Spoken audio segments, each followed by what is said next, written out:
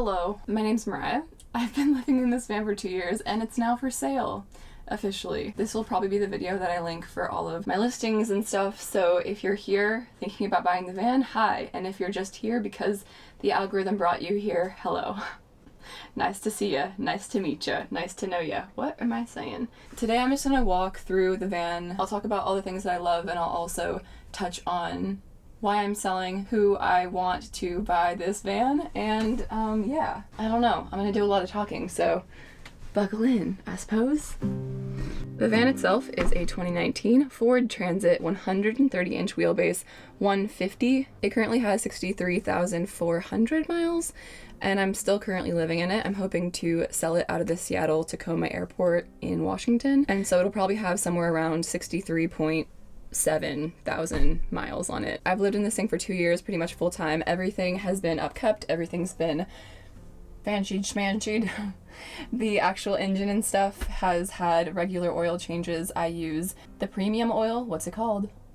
I don't know what it's called. I can't remember. I got my brake pads changed this December, so 8 months ago. I want to say that I was around 50,000 when I got them changed. And the only other thing that I've had to do is the transmission full service, or the 60,000 mile service. So I'll put a list of all the things that they changed, but I got that done last week. It was $2,500, including the oil change and tire rotation, and so yeah, this baby's ready to go, sadly. I'm trying not to be emotional, but I'm sad. It's a great car. I have friends with Ram ProMasters and schoolies and all the other things, and I will say that driving in this car feels the most like driving a normal car. I came from a Prius before this, and it feels safer than driving a Prius. With the mirrors on the side, it's just a super safe and easy, perfect first rig for somebody who's just like getting into this lifestyle. It is rear wheel drive. I did some winter driving last year, and yeah, I think if I was like a snow person or somebody who wanted to go like ski and snowboard all winter, because I have the heater inside too, which I'll get to, it can handle. The other thing is dirt roads. When you live this lifestyle and you have an off-grid camper van, you want to go down all the dirt roads, and I can go down all of the dirt roads. The clearance in this thing is amazing. I've found that I can get away with most roads that people say are 4x4. I can get through them so long as it's not sandy. Up until this point, I think I've gotten stuck. I got stuck once in a blizzard on a really crazy pass that I shouldn't have been on in Colorado. And then I also got stuck in a little patch of snow back in 2020. And all I had to do was put chains on and I was able to get myself out. Every dirt road that I've ever been on, I've been able to get through, no ifs, ands, or buts about it. So that's been pretty nice. This thing has taken care of me in the sense that like it's never broken down. I have never even had a dead battery, knock on wood. Based on everything that I've seen with this van and based on what I've seen with other Ford Transits, I can't imagine this van being a problem child anytime soon. Or ever. I don't know, but I don't want to get ahead of myself. Well, there's a Ram ProMaster. This is something that I've talked a lot about on my main channel. I have a YouTube channel, Mariah Alice, if you want to go look at this van from a lot of different angles. I have a lot of videos over there, but I've talked a lot on my channel about how this van is just too small. I've said that from the very beginning, and I think that for me, the reasoning is that I not only live in here full-time, but I also work in here full-time, and not only do I live and work in here full-time, but I also film and edit full-time in here, which is a very specific kind of lunacy.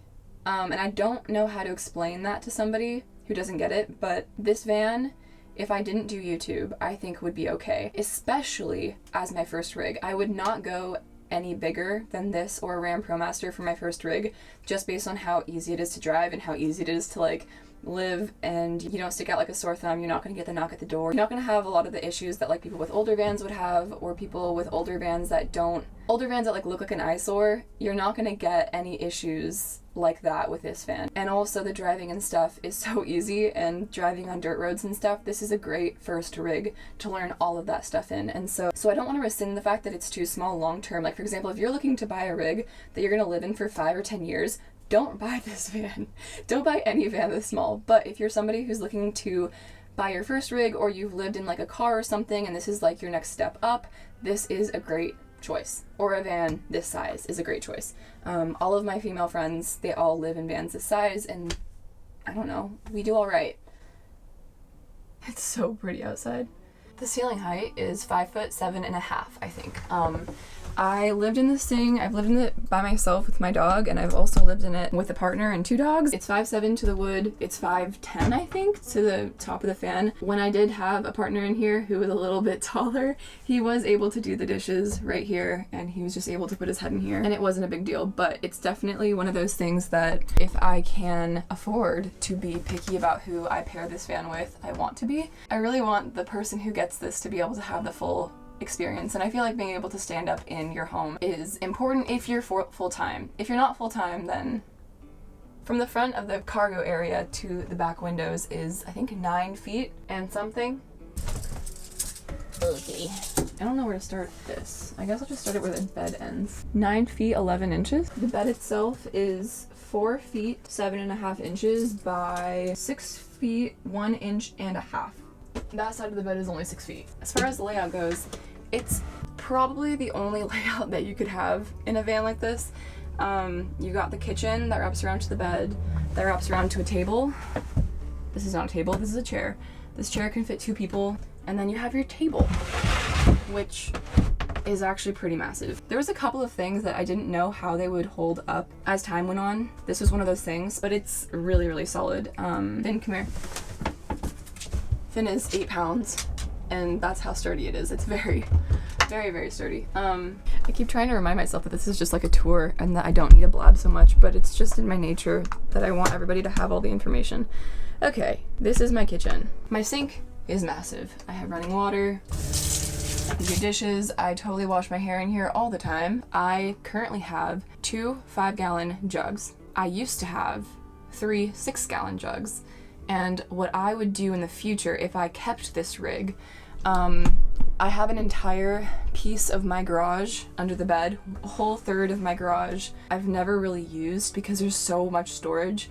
And what I've thought about doing is adding an outdoor hot water shower. You could totally fit one. You would just have to add a water tank and a propane heater. But regardless of that upgrade, you can just add more of those 5-gallon jugs because I just store them back there, and you could store like probably up to 20 gallons back there if you wanted to. So for cooking, I have this that slides out. This is absolutely unorganized. I will clean it before I sell it, but for now, this is just a demonstration. I store my propane up here. I click it on, and then you have a thing. I've had different variations of this over the years, but this is what I have right now, and I haven't thought about upgrading in a long time, so that's a good sign, I think. If you want to zoom in, you can see all the cute things that I kind of have. I guess I can take a second to talk about the builder. The builder, his name was Coleman, and he had a background in woodworking and construction and auditings. Everything in here was built mostly by him, with the help of different family members who, like, for example, these upper cabinets, we went to a wood shop in Oregon to build them because we wanted to make sure that they were, like, structurally sound. And because when we hit the road, we had 2 people in here. Storage was maximized, the layout was maximized. That's why there are so many little storage compartments in here that I don't use, but it's kind of nice to have. So yeah, upper cabinets running the entire length. Toiletries in this one. I have my pots, pans, plates, bowls, cups, cutting boards in this one. This has like my stuff for coffee and oatmeal in the morning, so like breakfast and coffee stuff.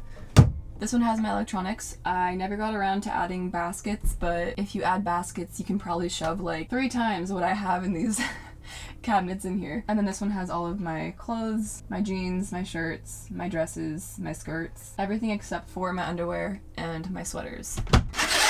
I store my sweaters up here. I'm like down to only like a third of how much stuff I usually have up here because I'm already storing some stuff in anticipation of selling it, but I usually can fit like all of my sweaters, all of my crew necks, all of my long sleeve shirts, my down jackets, my snow jackets, my rain jackets. All of my jackets can just go up here. Welcome to the bottom half of my van. This is my kitchen storage, as well as my water storage, as well as my underwear and dog food storage. This is a drawer that I showed earlier. It's soft close. This is an isotherm 12-volt fridge. This was $1,200 when I bought it. It's worked really, really well. It's a marine 12-volt fridge, like it's meant for boats, but it works very well. I think out of all of my friends, I have one of the largest fridges, and I love it. I can hold exactly a week a week's worth of food if I have a lot of produce, a little bit over that if I skimp on the berries, but yeah. Oh, it does have a freezer, which is nice for like popsicles and ice cream. And orange chicken. This is where I store my water, my gray water, my laundry detergent, fire extinguisher, and my oatmeal. There is a what is that called? Dehumidifier. I do have a dehumidifier in there. I've gone through a couple different water pumps. I had really, really cheap ones in the beginning. They were like the $60 water pumps, and they just kept breaking every 6 months. And then I finally got sick of that, and last August, I finally upgraded to the one that I have now, which is a Pentair. It's a lot quieter than the one that I had before. Before I had the Bayite ones, and those were just so loud. It was obnoxious. This one also pumps more water per gallon, so it's actually fun to do the dishes. I don't know. I like doing dishes in here, actually. In this, I have all of Finn's stuff. This one has my underwear. This, I have all of like my wires, my duct tape, camera batteries, and what have you. And then this one has never had anything in it because I have too much storage. But right now I do have 2 pillowcases and a stuffable pillowcase. It's just a pillowcase. It's supposed to be like a throw, and you can put like down jackets in here and then use it as a throw on the bed for extra storage if you need it. I just don't need it. I'm gonna bring you in here really quickly because if anybody asks about toilets, I'll tell you this. I do not have a toilet in here, however. This was a door that when the dogs that we had were puppies, we were going to use this as a puppy crate. We were going to put like a different door on here with ventilation and a 12-volt fan and all these things. But then we realized that we didn't need it. But we still have a door here. It goes to this storage in the back. This summer I decided that I wanted to make this into a toilet, so you couldn't put a compost toilet in here. Not the ones that like ventilate outside.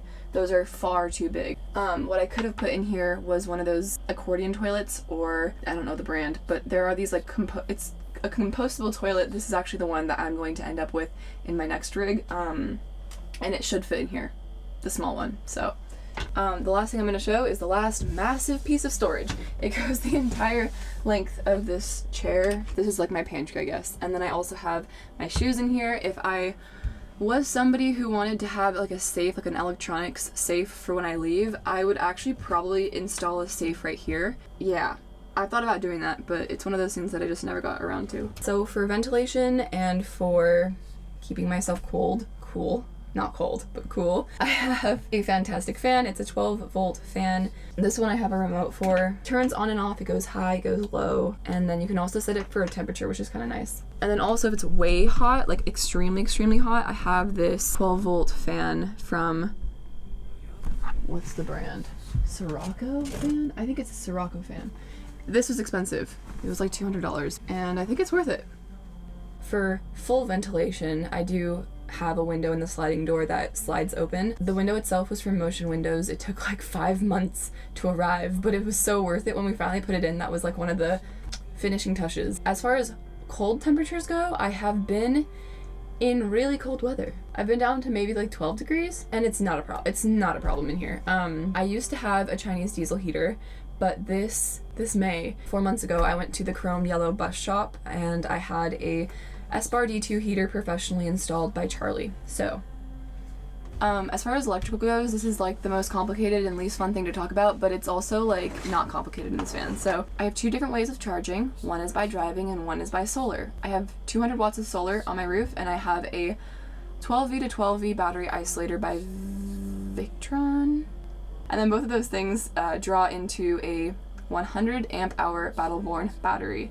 That is where all my power is stored. It's a lithium battery. It's a good battery. It is one of the batteries that like has self shut-off modes if it gets into dangerous ranges, which is why I chose Battleborn. I really like Battleborn. And then in order to actually use your power, I have 12-volt appliances, and then I have my wall outlets. My outlets go through a 1500 pure sine wave inverter, and then my fuse box is just a fuse box.